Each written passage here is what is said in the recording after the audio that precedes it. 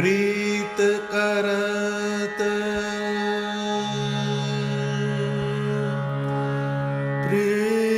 प्रीत करत प्रीत करत मेरो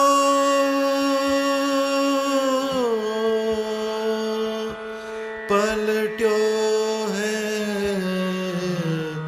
अंग पलट्यो है अंग पलट्यो है अंग प्रीत करत मेरो पलट्यो है अंग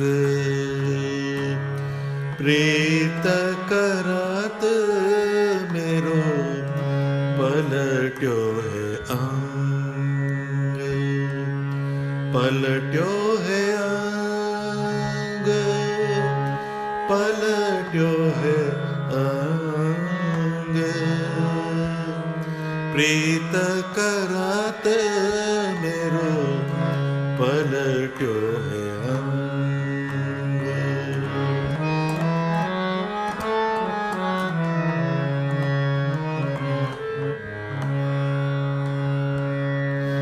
तन मन अर्पी मिली मन मोहन को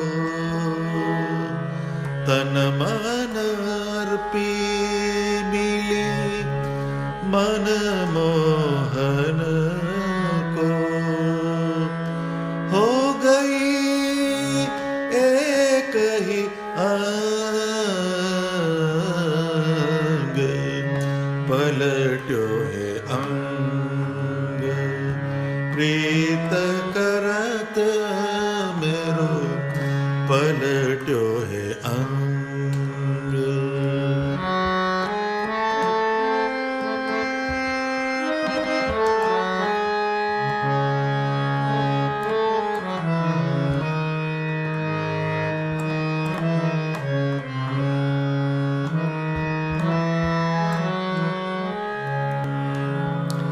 निर्गुण नाथ हाथ ग्रही मेरो निर्गुण नाथ हाथ ग्रही मेरो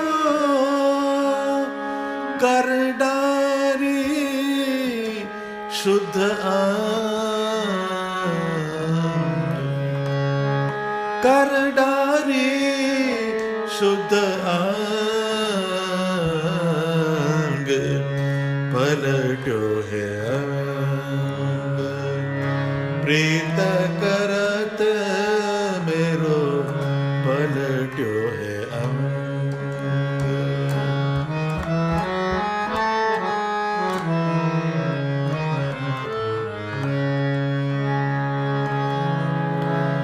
छीन छीन प्रीतम की छवि रखो छीन छीन प्रीतम की छवि रखो पल नहीं छोड़ो वाको संग पल नहीं छोड़ो वाको संग पलट्यो है अंग प्रीत करत मेरो पलट्यो है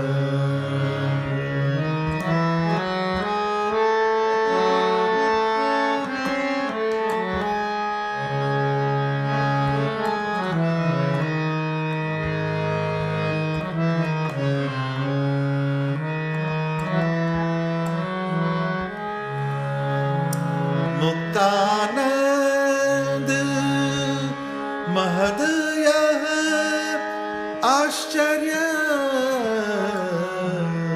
मुक्तानंद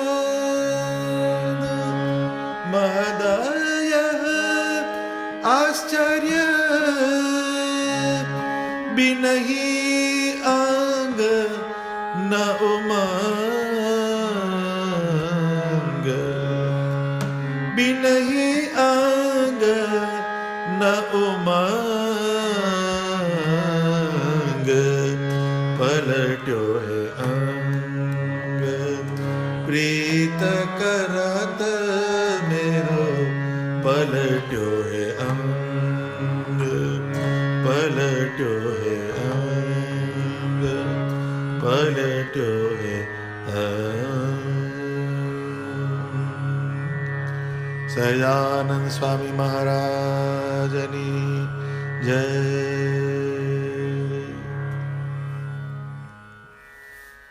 સૌ હરિભક્તોને મારા જય સ્વામિનારાયણ. મુક્તાનંદ સ્વામી આ પદમાં પ્રીતની વાત કરે છે. આ જીવનમાં આપણે અભ્યાસ કરીએ તો બધું જ થાય છે, પરંતુ પ્રીતિ બહુ ઓછા અંશે જોવા મળે છે.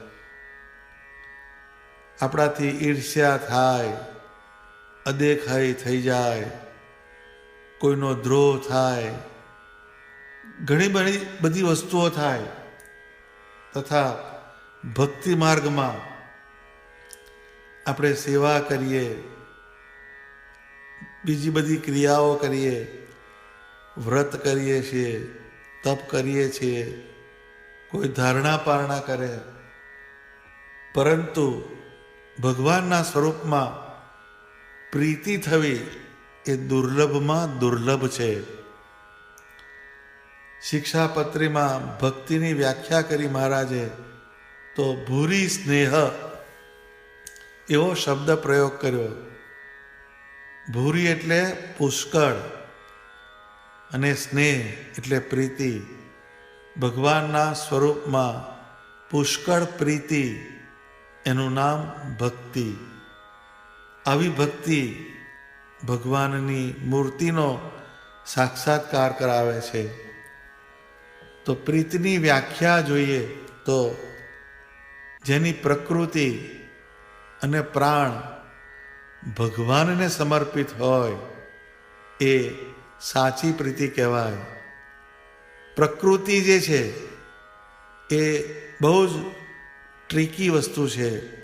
ગીતામાં ભગવાને કહ્યું કે જ્ઞાની પણ પોતાની પ્રકૃતિ સરખું આચરણ કરે છે. જ્ઞાની હોય પણ પોતાની પ્રકૃતિને મૂકી શકતા નથી. એટલે જ્યારે પોતાની પ્રકૃતિને ફેરવીને ભગવાનના ગમતામાં આપણે રહીએ એ પ્રીતિનું લક્ષણ છે. તો જીવનમાં ભગવાન સ્વામિનારાયણના વચનનું અનુસંધાન રાખીને એમની આજ્ઞા મુજબ આપણે જીવન જીવીએ અને ભજન કરીએ એ સ્વામિનારાયણ ભગવાન પ્રત્યેની પ્રીતિનું એક લક્ષણ છે. એ પ્રાઇમરી લક્ષણ થયું. પછી એમાં સ્નેહની જે વાત આવે છે, ભૂરી સ્નેહ, ત્યાં પ્રાણ જોડાયેલો છે. એટલે આપણા પ્રાણનું જે સ્પંદન એ સ્વામિનારાયણ ભગવાનની મૂર્તિમાં જોડાય ત્યારે એમની મૂર્તિમાં પ્રીતિ થાય છે. તો જેને જેને ભગવાનમાં પ્રીતિ કરી એનું અંગ પલટાઈ જાય.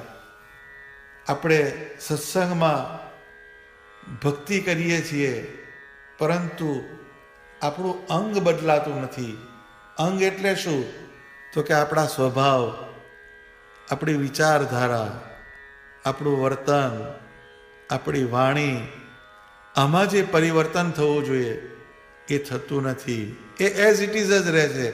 ભક્તિ થાય છે, પરંતુ આપણું જે અંગ જે છે અંદર એ પલટાતું નથી. એ અંગ જ્યારે પલટાય ત્યારે જ સમજવું કે આપણને સ્વામિનારાયણ ભગવાનની મૂર્તિમાં સાચી પ્રીતિ છે. એટલે મુક્તાનંદ સ્વામીએ કીર્તનમાં એક પંક્તિ લખી છે, પ્રેમ રસાયન જે જન પામે પ્રેમ રસાયન જે જન પામે તેહનો તે માર્ગ ન્યારો. પિંડ બ્રહ્માંડમાં પ્રીતન રાખે ઉર્ધારે પીયુ પ્યારો.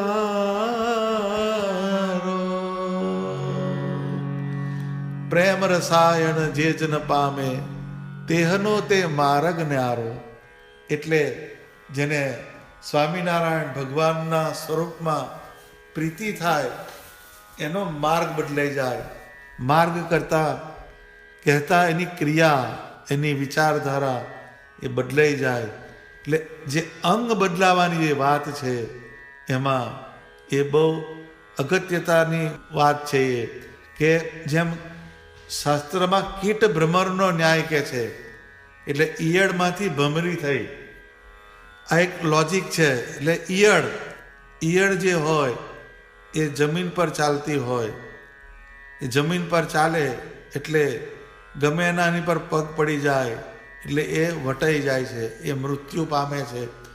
એમ જે સાધન દશામાં જે ભક્તિ થતી હોય, જેની અંદર જ્ઞાનનો અંશ નથી, વિવેક નથી, શાશ્વત પ્રીતિ જેને ભગવાનના સ્વરૂપમાં નથી થઈ, એવા જે ભક્ત હોય એનું ભજન કાળ ખાઈ જાય, કર્મ ખાઈ જાય, વ્યવહાર ખાઈ જાય, સ્વભાવ ખાઈ જાય, માયા ખાઈ જાય, સંસારના બધા ફોર્સીસ એના ભજનને પરાભવ કરી નાખે છે.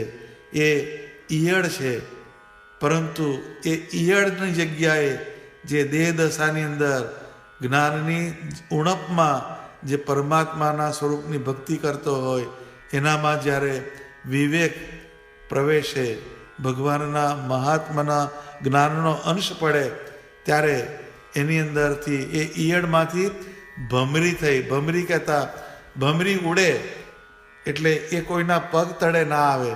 એટલે જ્યારે આપણી અંદર વિવેક આવે ત્યારે એ જે વિવેક સહિત જે ભક્તિ થાય પછી એને કાળ, કર્મ, માયા, સ્વભાવ, વ્યવહાર આ બધી વસ્તુ નડતી નથી.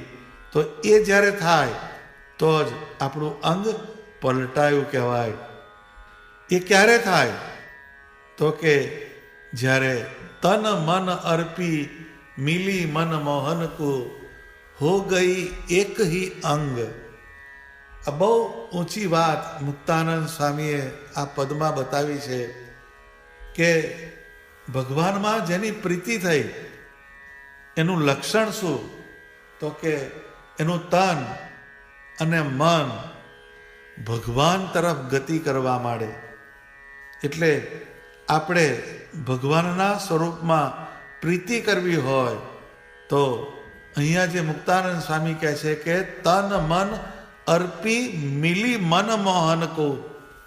આ બહુ અગત્યની વાત છે કે આપણું શરીર, તો શરીરની જે ઇન્દ્રિયો એમાં આંખ જે છે એ ભગવાનનું દર્શન કરે, આંખ જે છે એ ભગવાનના શાસ્ત્રોના વાંચન તરફ લલચાય, આપણા કાન જે છે એ ભગવાનના ગુણાનુવાદ, એમના લીલા ચરિત્રો, એમના કીર્તનને સાંભળવા લલચાય, આપણી આંગળીઓ જે છે એ ભગવાનની માળા કરે, આપણી ત્વચા જે છે એ ભગવાનની મૂર્તિનો સ્પર્શ કરે, આપણા પગ જે છે એ ભગવાનના મંદિર તરફ ચાલે, એના તરફ ગતિ કરે, પ્રદક્ષિણા કરે.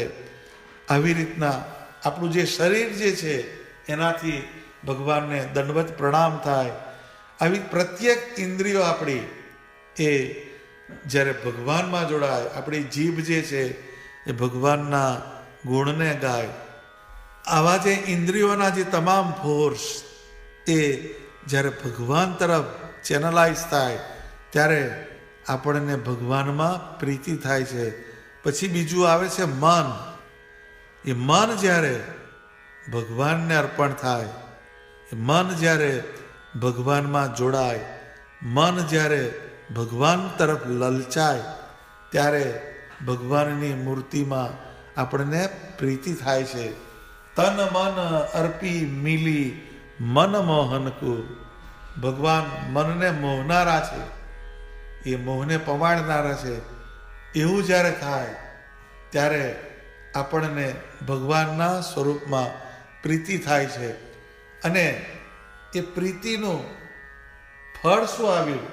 તો કે હો ગઈ એક હી અંગ. પછી એ ભગવાનના અંગની અંદર એ સમય જાય છે. એટલે આ બહુ ટ્રીકી મેટર છે. અહીંયા હો ગઈ એક હી અંગ, એ જે શબ્દ આવ્યો એની અંદર એ પોતે ભગવાનમય બની જાય છે, ભગવાન રૂપ બની જાય છે, પણ ભગવાન નથી થતો. એ ભગવાન રૂપ એટલે મમ સાધર્મ્ય ગતાહ એમ વાત કરી શાસ્ત્રમાં. એટલે જ્યારે પરમાત્માના સ્વરૂપમાં નિષ્કામ પ્રેમ ઉદય થાય ત્યારે ભગવાનના જે ગુણ, ભગવાનના જે ધર્મ એ ભક્તના અંતઃકરણને વિશે આવે છે અને એનો જીવ બળિયો થાય છે. એટલે મમ સાધર્મ્ય ગતાહ, એટલે જે ભગવાનનું નિષ્કામ પ્રેમથી ભજન કરે એનામાં ભગવાન સરખા ગુણ આવે છે.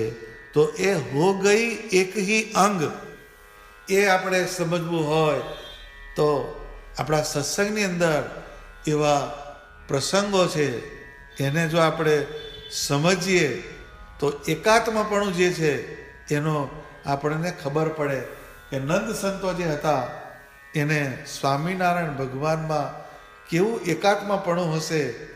એ જ્યારે એમના પ્રસંગ આપણે જોઈએ તો હો ગઈ એક હી અંગ એનો આપણને ખ્યાલ આવે. તો એક વખતે મહારાજ અક્ષરરોડીમાં બિરાજમાન હતા. તો ત્યાં સોમલા ખાચર, દાદા ખાચર, સુરા ખાચર, અલૈયા ખાચર, લાધા ઠક્કર આ બધા હરિભક્તો આવીને પગે લાગીને બેઠા. એટલે મહારાજે એમને પૂછ્યું કે તમે કેમ આવ્યા? તો એ વખતે ગઢપુરનું મંદિર એ બંધાતું હતું. એટલે એમણે કહ્યું મહારાજ આપણે મંદિરનું કામ ચાલે છે અને કડિયા જે છે એ પથ્થર વગર બેઠા છે. એ ખાણથી જે પથ્થર લાવવાના છે, પરંતુ વરસાદ વરસતો નથી એટલે લોકોએ કોસ જોડ્યા છે. માટે ગાડું જોડીને પથ્થર કોણ લાવે? અને વરસાદ વરસે તો સૌનું દુઃખ મટે, નહીં તો આખી દુનિયા વરસાદ વગર દુઃખી છે. તમે કૃપા કરો તો વરસાદ થાય અને સૌ હરિભક્તોને સુખ થાય. એટલે મહારાજે કહ્યું કે ઇન્દ્ર દેવતા કોપ્યા છે એટલે વરસાદ નહીં થાય. એટલે હરિભક્તોએ કહ્યું મહારાજ ઇન્દ્ર પણ તમારી આજ્ઞામાં વર્તે છે, જો તમે આજ્ઞા કરો તો થાય. એટલે શ્રીજી મહારાજે કહ્યું કે એને એ કામ સોંપેલું છે, એની મરજી નથી એટલે વરસાદ ના થાય. એટલે પછી દાદા ખાચરે બધાને કહ્યું કે હવે મહારાજની મરજી નથી, માટે આપણે સૌ અહીંયાથી જઈએ. પછી બધા હરિભક્તો ગોપાળાનંદ સ્વામીના આસને આવ્યા. એ સ્વામીએ પૂછ્યું કેમ તમે બધા આવ્યા? તો કે સ્વામી બહુ જ તકલીફ છે, વરસાદની સમસ્યા છે, તમે દયા કરો તો વરસાદ થાય. એટલે સ્વામીએ પૂછ્યું તમે મહારાજ પાસે ગયા હતા? તો બધાએ કહ્યું કે હા ગયા હતા.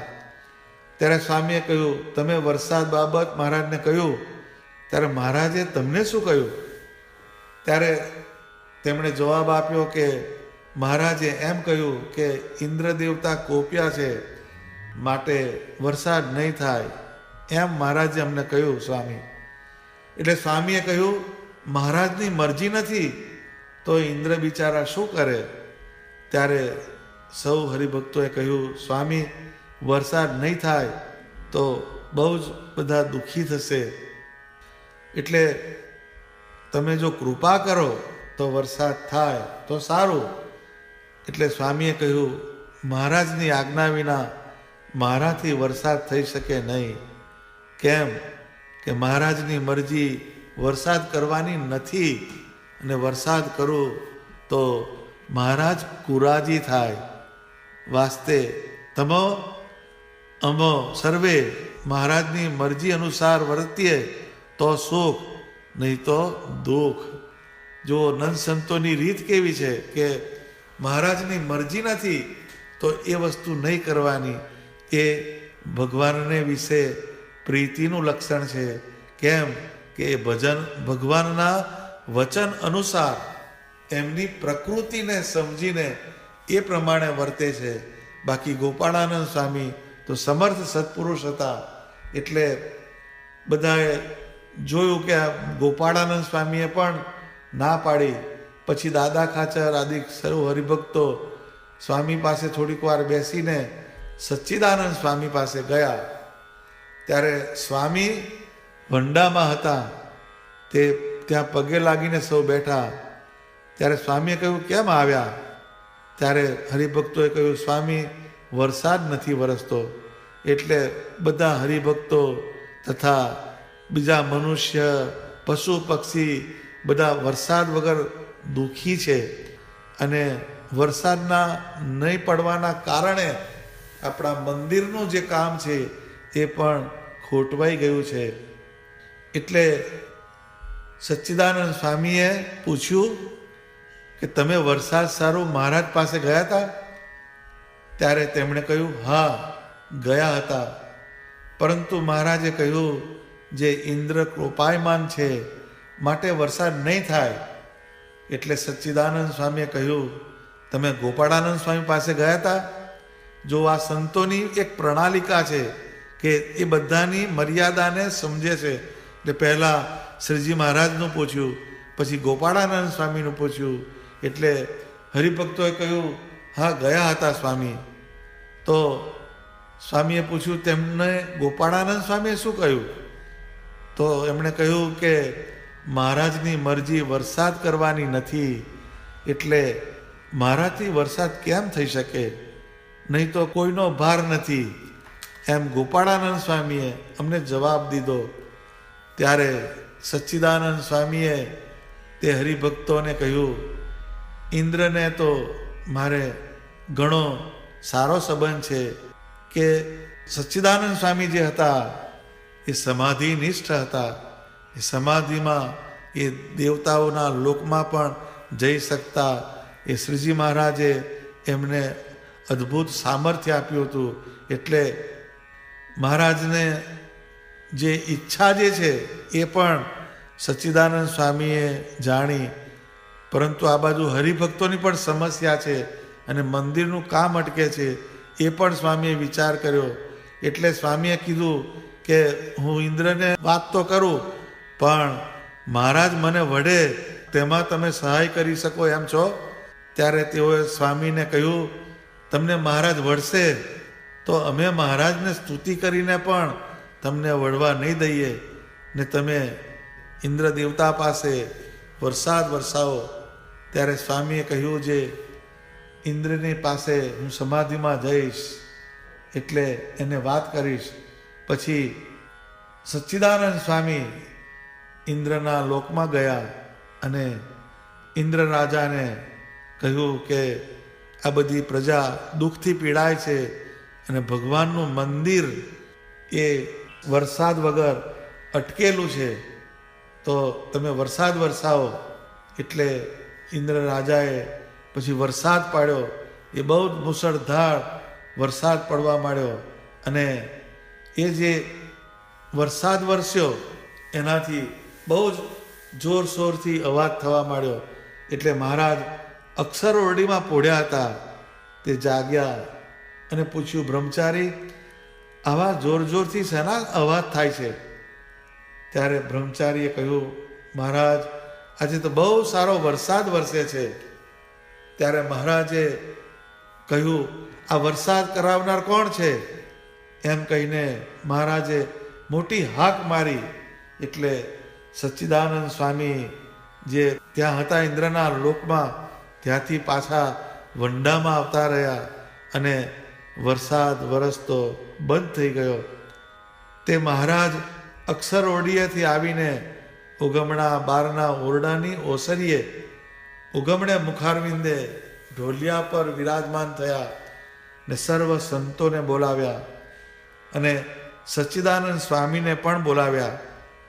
ત્યારે સચ્ચિદાનંદ સ્વામીને મનમાં થયું કે મહારાજ હવે મને વળશે, અને એવી તૈયારી સાથે સચ્ચિદાનંદ સ્વામી સભામાં આવીને બેઠા. ને દાદા ખાચર, સોમલા ખાચર આદિ ભક્તો પણ સભામાં હતા. એ સમયે મહારાજ અતિશય આકડા થઈને બોલ્યા, આવા ને આવા અવળા કામ કરે છે ને ન કરવાનું હોય તે કરે છે. એમ કહીને સચ્ચિદાનંદ સ્વામીને બહુ વળ્યા. ત્યારે સચ્ચિદાનંદ સ્વામીએ સોમલા ખાચર અને દાદા ખાચર સામે જોયું. એટલે સોમલા ખાચર અને દાદા ખાચર બોલ્યા, હે મહારાજ, આ સ્વામીને શા માટે વળો છો? ત્યારે મહારાજે કહ્યું, આવા ને આવા ઊંધા કામ કરે અને એ અમને કહ્યા વગર અને અમારી મરજીને જાણ્યા વગર આવા કામ કરે એ કેમ ચાલે, અને એની તમને શું ખબર પડે? એમ કહીને ઊભા થઈ ગયા મહારાજ અને કહ્યું, કાં તો એ અવળા કામ કરનારા સાધુ અહીંયા રહે અને કાં તો અમે અહીંયા રહીએ. આમ કહીને સચ્ચિદાનંદ સ્વામીને ત્યાંથી મહારાજે દૂર કર્યા. એટલે સચ્ચિદાનંદ સ્વામી જે ઘેલા કાંઠે ખડખડ્યો હતો ત્યાં ઉતરીને સામા કાંઠા ઉપર મોટા પથ્થર ઉપર જઈને આસન વાળીને બેઠા અને અતિશય અંદરથી દુઃખી થઈ ગયા કે મહારાજની મરજી ના હોવા છતાં પણ મેં એક દયામાં આવીને ભગવાનનું વચન લોપીને આ કામ કર્યું. મારા શરીરને ધિક્કાર છે. એટલે અંદરથી ગ્લાનિ પામીને સચ્ચિદાનંદ સ્વામીએ વૃત્તિઓને અંતર્મુખ કરી દીધી અને બધી તમામ વૃત્તિ અને ઇન્દ્રિયોને ભગવાન સ્વામિનારાયણની મૂર્તિમાં જોડી દીધી. હવે આ જો તમે પ્રસંગને વિચાર કરો તો એમણે લોક કલ્યાણ માટે આ વસ્તુ કરી છે, પરંતુ મહારાજની મરજી નથી અને મારાથી થયું. એટલે એમણે અંદરથી પ્રીતિ છે, એટલે મહારાજનો સહેજ પણ અભાવ ના લીધો અને ઉલટાનું એ ત્યાં બેસી ગયા અને આ દેહે કરીને આવું કામ થયું એટલે દેહને સજા આપવી જોઈએ એમ કરીને બધી વૃત્તિઓને વાળીને ભગવાનમાં લીન કરી દીધી અને ભગવાન સ્વામિનારાયણની મૂર્તિને ધારીને અખંડ ભજન કરવા માંડ્યા. તે ભજન કરતા કરતા કરતા કરતા આખી રાત વીતી ગઈ અને બીજે દિવસે બપોર ચડ્યો. તે ભાદરવા મહિનાની ઋતુ હતી એટલે તડકો પણ ઘણો પડતો હતો. એનાથી એ જમીન બહુ તપવા લાગી અને એ પથ્થર હતા એટલે એની ગરમી પણ બહુ હોય. એની આકરી ગરમી તેણે કરીને સ્વામીનું શરીર બળવા માંડ્યું અને એમણે કંઈ ખાધું હતું નહીં, પીધું હતું નહીં, એટલે અંદરથી તરસ બહુ લાગી. પણ મહારાજની મૂર્તિને ધારીને ભજનનો તાર તૂટવા દીધો નહીં. એ જે પ્રેમની વાત કરે છે કે તન મન અર્પી મિલી મન મોહનકુ હો ગઈ એક હી અંગ. એટલે ભગવાન સ્વામિનારાયણના અંગે અંગને ધારીને એમના અંગની અંદર એમની વૃત્તિઓને સમાવી દીધી. એટલે એ જે મૂર્તિને ધારીને ભજનની જે ધારા જે છે એને તૂટવા દીધી નહીં અને ભગવાન સ્વામિનારાયણની મૂર્તિમાં જોડાઈ ગયા. અને શરીરમાં તરસનું અને તડકાનું પણ બહુ દુઃખ હતું, પરંતુ એ ભગવાનની જે મૂર્તિ ધારી એના કારણે એ દુઃખની જે વિસ્મૃતિ એમના જીવમાંથી જતી રહી. પણ શરીર બળે છે અને અંદર તરસની બહુ જ એમને તૃષા છે. એ વખતે શ્રીજી મહારાજ અક્ષર ઓરડીમાં ભર નિંદ્રામાં પોઢતા હતા. તે અંદર અકળાઈ ગયા અને જાગ્યા અને પાછા બેઠા થઈ ગયા અને બ્રહ્મચારીને કહ્યું કે જટ ઉતાવળા પાણી લાવો, અમને તરસ બહુ લાગી છે. ત્યારે બ્રહ્મચારી ટાઢા પાણીની ટોયલી ભરીને લાવ્યા.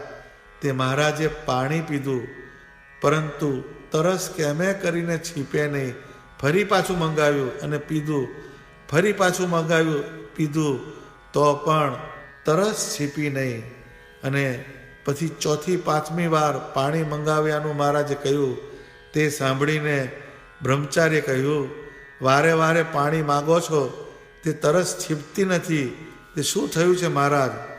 ત્યારે મહારાજે કહ્યું, પાણી પાવું છે તેને તો પાતા નથી. ત્યારે એમની મરજીને જાણનાર એવા રતનજી અને મિયાજી મહારાજની પ્રસાદીનું ટાઢું જળ એમાં સાકર નાખી અને એ સાકર મિશ્રિત પાણી લઈને સચ્ચિદાનંદ સ્વામી પાસે ગયા ને સ્વામીને કહ્યું કે મહારાજે તમારા માટે આ પ્રસાદીનું પાણી મોકલ્યું છે.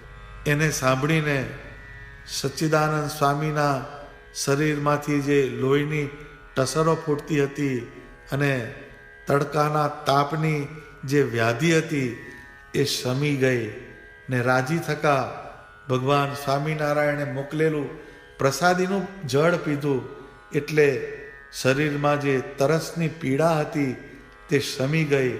અને આ બાજુ અક્ષર ઓરડીમાં શ્રીજી મહારાજ જે તરસથી આઘા પાછા થતા હતા, વિવળ બનતા હતા, એ સ્વામિનારાયણ ભગવાનની પણ તરસ મટી ગઈ અને એમની અકળામણ દૂર થઈ ગઈ. આ એકાત્મ ભાવ સચ્ચિદાનંદ સ્વામીનો સ્વામિનારાયણ ભગવાન પ્રત્યે હતો. માટે આપણે પણ આપણા શરીરને અને મનને ભગવાન સ્વામિનારાયણની મૂર્તિમાં જોડવાનો પ્રયાસ કરવો જોઈએ. તો જ આપણને સ્વામિનારાયણ ભગવાનની મૂર્તિનું દર્શન થાય. તો આજે આપણે આ બે પંક્તિઓને સમજવાનો પ્રયત્ન કર્યો. હવે પછીની જે પંક્તિઓ છે એને આગલી સભામાં સમજીશું. સહજાનંદ સ્વામી મહારાજની જય.